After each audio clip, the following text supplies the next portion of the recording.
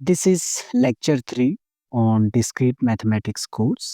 तो last lecture में हम यूनिट 2 शुरू किए थे, that is about mathematical logic. और लास्ट कुछ लेक्चर्स में हमने बहुत सारी चीज़ें सीखी हैं।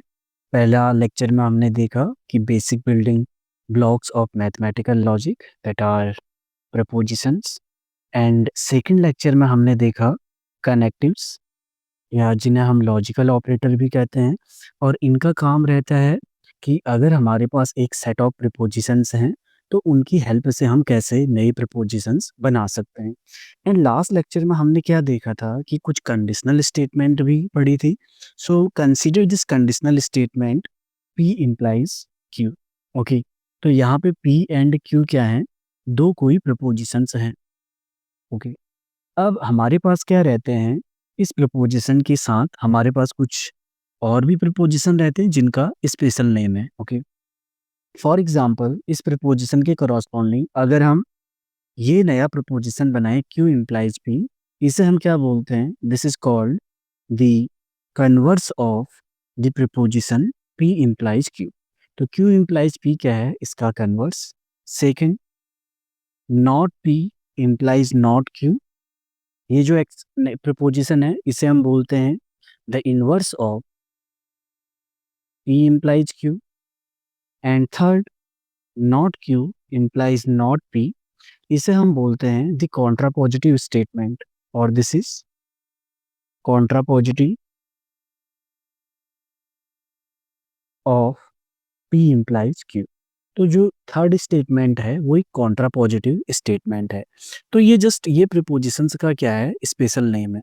तो जस्ट हम एक एग्जांपल करते हैं कि बेसिकली तुम्हारे प्रैक्टिस सेट या एग्जाम में किस टाइप के प्रॉब्लम यहाँ पे आते हैं। तो सपोज हमें एक स्टेटमेंट हमें दे रखी है। ये स्टेटमेंट क्या है? If a figure is a triangle then it has 3 sides. तो यहाँ पे हमें पता है कि ये किस फॉर्म का है? ये P इम्प्लाइज Q फॉर्म का है ये स्टेटमेंट। ओके, यहाँ पे P क्या है? P is a figure is a triangle. Okay, and यहाँ पे हमारे पास Q क्या है? Second preposition. So the figure has 3 sides. तो ये हमारे पास स्टेटमेंट Q है। तो क्वेश्चन किस टाइप का है कि find the converse, inverse and contrapositive statements of से अगर हम इसे 1 बोलें, प्रपोजिशन 1, तो इस प्रपोजिशन का हमें तीनों स्टेटमेंट बनानी है, कन्वर्स, इनवर्स एंड कॉन्ट्रापोजिटिव। तो हमने देखा कि ये स्टेटमेंट की फॉर्म हम इसे P इम्प्लाइज Q के फॉर्म में लिख सकते हैं, जहाँ पे हमें P भी पता है और Q भी पता है। तो अगर हम इसका कन्वर्स बनाएं तो कन्वर्स का फॉर्म हमें पता है किस फॉर्म का रहता है? Q implies P। तो इसकी स्टेटमेंट करॉस्पॉन्डिंग इसका कन्वर्स क्या बनेगा? That is if a figure has 3 sides then it is a triangle. Okay, तो सिमिलरली तुम इनवर्स बना सकते हो। इसका इनवर्स क्या होगा? Inverse will be not P implies not Q form का होगा। अब नॉट P हम कैसे बनाएंगे? अगर P है ए फिगर इज ए ट्रायंगल, तो नॉट P क्या होगा? The figure is not a triangle. तो इसे हम कंडीशनल फॉर्म में हम कैसे लिखेंगे कि if a figure is not a triangle then not Q क्या बनेगा? दैट इज द फिगर, यहाँ पे हमारे पास था 3 साइड्स हैं, तो इसका नेगेशन क्या होगा? उसे हम डायरेक्टली शॉर्ट में ऐसे लिख सकते हैं, then it doesn't have 3 sides. Okay, तो लास्ट में कॉन्ट्रापोजिटिव स्टेटमेंट तुम लोगों के लिए छोड़ रहा हूँ, so you can write its answer in the comment box और you can just drop a message तो ये तो हो गया कि हम किसी स्टेटमेंट का, कंडीशनल स्टेटमेंट का कन्वर्स, इनवर्स और कॉन्ट्रापॉजिटिव कैसे बनाते हैं। तो अब तुम लोगों के लिए कुछ एक्सरसाइज भी है। तो तुम क्या करना, तुम्हारा पहला काम रहेगा, you have to compute truth tables of P implies Q, Q implies P, not P implies not Q and not Q implies not P, इन सब के ट्रूथ टेबल बनाना। तो यहाँ पे तुम कुछ चीज़ें नोट करोगे कि जैसे P implies Q and not Q implies not P, इन दोनों का ट्रूथ टेबल क्या आता है, same. Similarly Q implies P and not P implies not Q, दोनों का ट्रूथ टेबल क्या आता है, सेम। तो अगर हमारे पास ऐसे प्रीपोजिशन रहते हैं तो इन्हें हम लॉजिकली इक्विवेलेंट बोलते हैं, जिसे हम थोड़ा देर बाद देखेंगे। ओके, तो हम अब आते हैं आज के मेन टॉपिक पे, that is about tautologies, contradictions, and logical इक्विवेलेंसेस।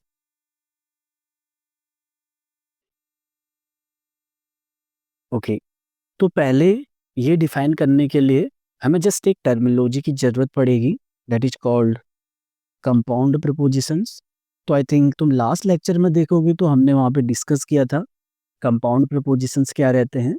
तो हमने जैसे लास्ट लेक्चर में कनेक्टिव्स के बारे में डिस्कस किया था, तो वहाँ पे हमने क्या नोट किया था कि अगर हमारे पास प्रपोजिशंस दे रखे हैं तो हम कनेक्टिव्स या लॉजिकल ऑपरेटर बना के हम नए प्रपोजिशंस बना सकते हैं, मे बी पी और क्यू, इस टाइप के हम प्रपोजिशंस हम क्या कर सकते हैं, बना सकते हैं। तो जो ये नए प्रपोजिशन बनते हैं इन्हीं को हम क्या बोलते हैं, compound propositions. Okay, so propositions formed, so informally, prepositions formed from prepositional variables and connectives या logical operators. Prepositional variables using logical operators. Okay, तो for example के तौर पे P and Q, this is a compound preposition. Not P or Q, compound preposition. P implies Q and R, compound preposition. तो कोई भी preposition जो logical operators इसकी help से हम बना रहे हैं, that we call compound proposition. तो जो नेक्स्ट हमारा ये रहेगा टोटोलॉजी, कॉन्ट्राडिक्शन, ये एक टाइप से कंपाउंड प्रपोजिशन को क्लासिफाई करते हैं। Okay, so first we will define a tautology. So a compound proposition, so first we will write the definition. A compound preposition is called a tautology if it is always true. तो ये compound preposition क्या होना चाहिए, हमेशा true होना चाहिए, regardless of the truth values of the propositional variables involve in it. तो ये डेफिनेशन क्या है, तो एक कंपाउंड प्रपोजिशन को हम टोटोलॉजी हम कब कहते हैं, अगर ये हमेशा ट्रू हो, हम चाहे ट्रूथ वैल्यू प्रपोजिशन वेरिएबल की कुछ भी रखें। तो हमने लास्ट लेक्चर में देखा था कि इन जनरल क्या होता है कि सपोज हमारे पास कोई भी कंपाउंड प्रपोजिशन है, तो हम पी और क्यू की अगर ट्रूथ वैल्यू चेंज करेंगे तो इसकी वैल्यू कभी ट्रू आती है और कभी इसकी वैल्यू आती है फॉल्स। बट टोटोलॉजी क्या है, ये वो कंपाउंड प्रपोजिशन है जो हमेशा ट्रू रहते हैं, चाहे तुम प्रपोजिशनल वेरिएबल की कुछ भी वैल्यू रखो। Okay, so here we will see one example, proposition P and this is the compound proposition P और नॉट पी। ओके, तो अगर हम इसका ट्रूथ टेबल बनाए तो यहाँ पे तो हमारे पास क्या है, एक ही प्रपोजिशनल वेरिएबल इन्वॉल्व है, नॉट पी, पी और नॉट पी। तो हम देखेंगे इसकी ट्रूथ वैल्यू किस पे डिपेंड करेगी, पी की ट्रूथ वैल्यू पे। So P can be true और false, so not P false true, but और ऑपरेटर है तो हम यहाँ पे देखते हैं कि एट द एंड इसकी ट्रूथ वैल्यू क्या आती है, पी। तो इस टाइप के कंपाउंड प्रपोजिशन को हम बोलते हैं टोटोलॉजी। तो आई होप तुम्हें ये डेफिनेशन क्लियर हो। तो जो सेकंड है कॉन्ट्राडिक्शन, ये इसके एग्जैक्ट अपोजिट है। कॉन्ट्राडिक्शन में कंपाउंड प्रपोजिशन की ट्रूथ वैल्यू हमेशा क्या होनी चाहिए, फॉल्स।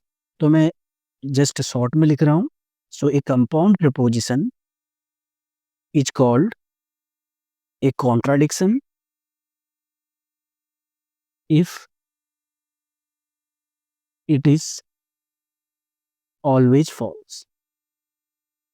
तो तुम यहाँ बाद में लिख लेना, regardless of the truth values of the propositional variables involve in it. जैसे हमने यहाँ पे लिखा हुआ है, ये सेम स्टेटमेंट आ जाएगी। तो कॉन्ट्राडिक्शन क्या है कि एक ऐसा कंपाउंड प्रपोजिशन जिसकी ट्रूथ वैल्यू हमेशा फॉल्स होगी, चाहे तुम उसमें जो भी प्रपोजिशंस इन्वॉल्व हैं उनकी ट्रूथ वैल्यू कुछ भी रखो। Okay, so here we have one example, बहुत सिंपल एग्जांपल है, P and not P. Okay, तो अगर तुम इस केस में चेक करोगे इसका ट्रूथ वैल्यू इस स्टेटमेंट की, तो पी की ट्रूथ वैल्यू पे डिपेंड करेगा। तो पी क्या हो सकता है, true false, not P false true. तो इस स्टेटमेंट की ट्रूथ वैल्यू क्या होगी, फॉल्स। तो ये हमेशा क्या आ रहा है, false.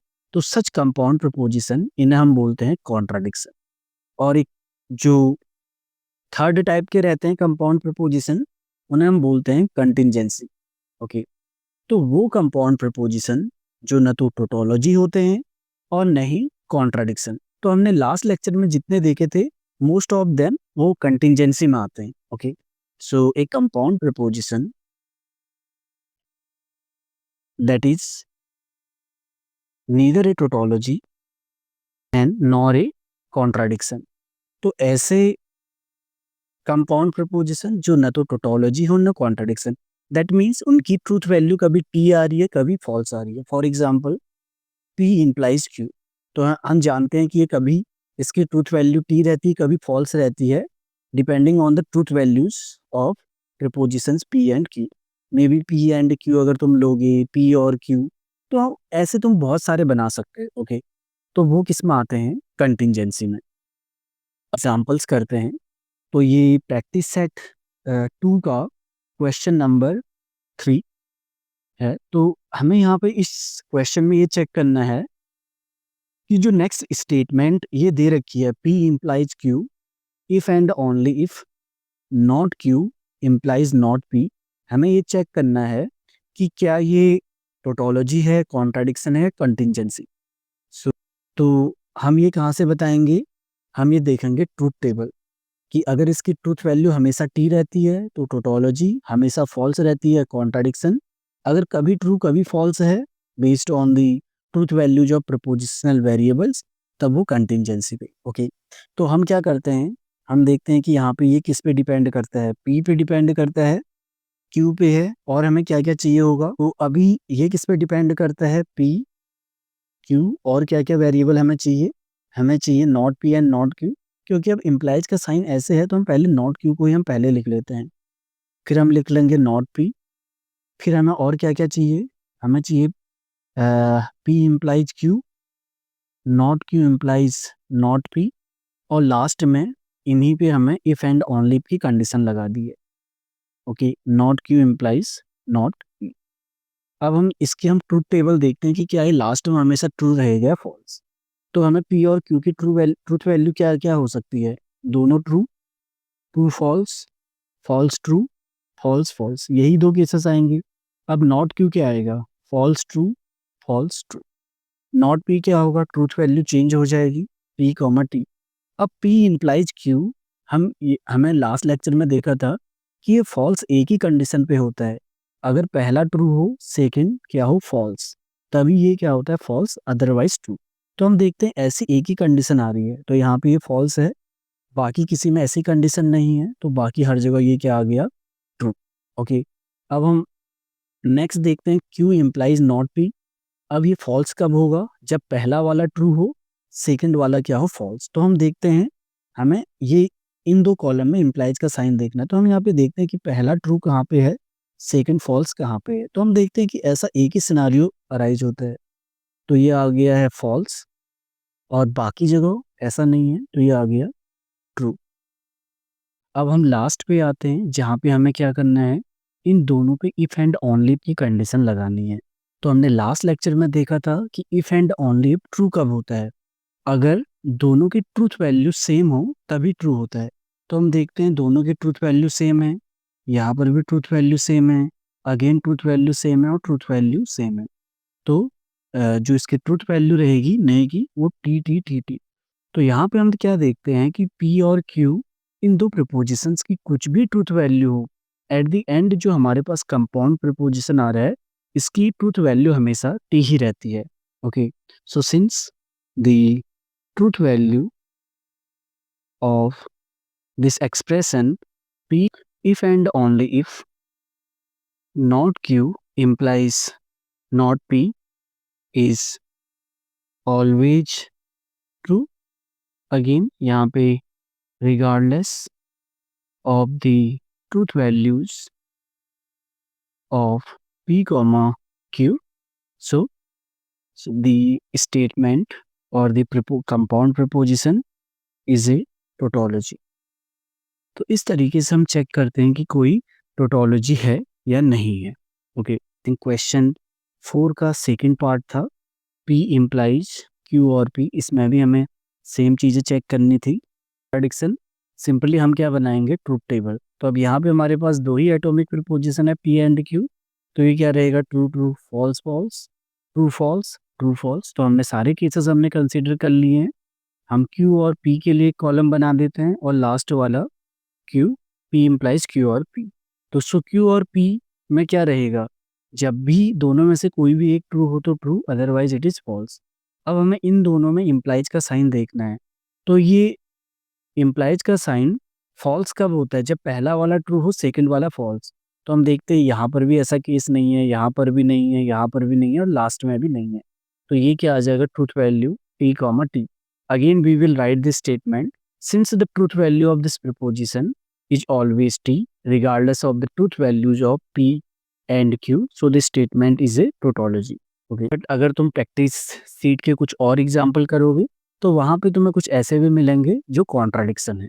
Okay, so now we will move to the our last topic, that is about logical equivalence. Okay, तो लॉजिकल इक्विवेलेंस में क्या रहता है कि सपोज मान के चले हमारे पास दो कंपाउंड प्रीपोजिशन है। तो पहला कंपाउंड प्रीपोजिशन P किससे बना है, ये प्रीपोजिशनल वेरिएबल से बना है, एक फाइनाइट सेट हम लेके चल रहे हैं। और सपोज दूसरा कंपाउंड प्रीपोजिशन Q है, वो भी सेम सेट ऑफ प्रीपोजिशन से बना हुआ है। ओके, तो ये दो हमारे पास क्या है, compound preposition. Okay, so we say these preposition capital P comma Q are logically equivalent, या कई बार इन्हें जस्ट हम क्या बोलते हैं, equivalent if capital P if and only Q is a tautology. तो अगर ये एक्सप्रेशन एक टोटोलॉजी आ जाए, तो अगर हमें चेक करना है लॉजिकली इक्विवेलेंट, तो हमें ये प्रूव करना होगा ये टोटोलॉजी है। बट ये टोटोलॉजी कब होगा, जब इसकी ट्रूथ वैल्यू क्या होगी, हमेशा T। पर हम जानते हैं इफ एंड ओनली की ट्रूथ वैल्यू T कब आएगी, अगर P और Q क्या करते हैं, सेम ट्रूथ वैल्यू होल्ड करते हैं। सो देयरफॉर हम यहाँ से डायरेक्टली ये कह सकते हैं P and Q will be logically equivalent, will be logically equivalent if they have the same truth table होगा, तो तब वो क्या हो जाएंगे, लॉजिकली इक्विवेलेंट। ओके, और हम इसके लिए हम नोटेशन क्या यूज करते हैं लॉजिकली इक्विवेलेंट के लिए, या तो कई जगह पे पी क्यू ऐसा लिखा रहता है या पी क्यू ऐसे भी लिखा रहता है। ओके, या मे बी जस्ट एक ही बनाया होगा P और Q को इक्विवेलेंट करने के लिए। ओके, और let us solve one problem from practice C 2। तो ये क्वेश्चन 5 का सेकंड पार्ट है। हमें यहाँ पे क्या चेक करना है कि क्या ये स्टेटमेंट है, क्या ये लॉजिकली इक्विवेलेंट है, P and not Q implies R की। तो अगर हमें चेक करना है ये लॉजिकली इक्विवेलेंट है या नहीं, तो हम क्या करते हैं, ट्रूथ टेबल बनाते हैं। बट इस केस में हम नोट करते हैं हमारे पास तीन प्रीपोजिशनल वेरिएबल हैं, P, Q and R। Okay, तो अगर इन तीनों की अलग अलग वैल्यू चेंज होगी, तब हमें देखना है कि इन दोनों का ट्रूथ टेबल सेम होगा, दोनों एक्सप्रेशंस का ट्रूथ टेबल। बट हम इसमें नोट करते हैं कि हमें क्या क्या चीज़ें चाहिए होंगी। तो अगर इफ़ यू नोट, हमें यहाँ पे नॉट Q भी चाहिए होगा। उसके बाद हमें हम देखें तो P इम्प्लाइज Q की भी ज़रूरत रहेगी, P एंड नॉट Q की भी ज़रूरत रहेगी। Then what we can do, इसके अलावा हमारे पास क्या है, हम पहला स्टेटमेंट लिख सकते हैं implies R, and then last में इम्प्लाइज आर। अब हम क्या करते हैं, पी क्यू आर तीनों क्या कर सकते हैं, ट्रूथ वैल्यू अलग अलग ले सकते हैं। तो पहले हम क्यू और आर को कवर कर लेते हैं। सपोज दोनों true true, true false, false true, false false. अगर ये केस आ गया तो पी यहाँ पे क्या हो सकता है, चारों केसेस में ट्रू हो सकता है। ओके, या चारों पे फॉल्स हो सकता है। तो हम क्या करते हैं, true true, true false, false true, false false अगर करेंगे तो यहाँ पे अगर हम सारे एफ कर दें तो एक तरीके से हम क्या कर रहे हैं, सारे केसेस कवर कर लिए। तो तुम टेबल इस तरीके से बना सकते हो। तो पहले 4T, पहले में 4F, फिर TT FF TT FF TF, ऐसे करके तुम करोगे तो तुम सारे केसेस कवर कर लोगे। ओके, अब नॉट क्यू वाला हम चेक करते हैं। नॉट क्यू में क्या रहेगा, हमें इसके लिए चेक करना है false false, true true, false false, true true. अब P इम्प्लाइज क्यू में हमें देखना है यहाँ पे इम्प्लीकेशन साइन। हमें पता है ये फॉल्स कब होता है, जब पहला ट्रू हो सेकंड फॉल्स। तो इसमें फॉल्स होगा, इसमें फॉल्स होगा। उसके अलावा कहीं पे ऐसा केस नहीं आ रहा है तो हम पहले फॉल्स फॉल्स वाला लिख लेते हैं। बाकी जगह क्या है, ये ट्रू आ रहा है। ओके, तो हमने ये केस कवर कर लिया है।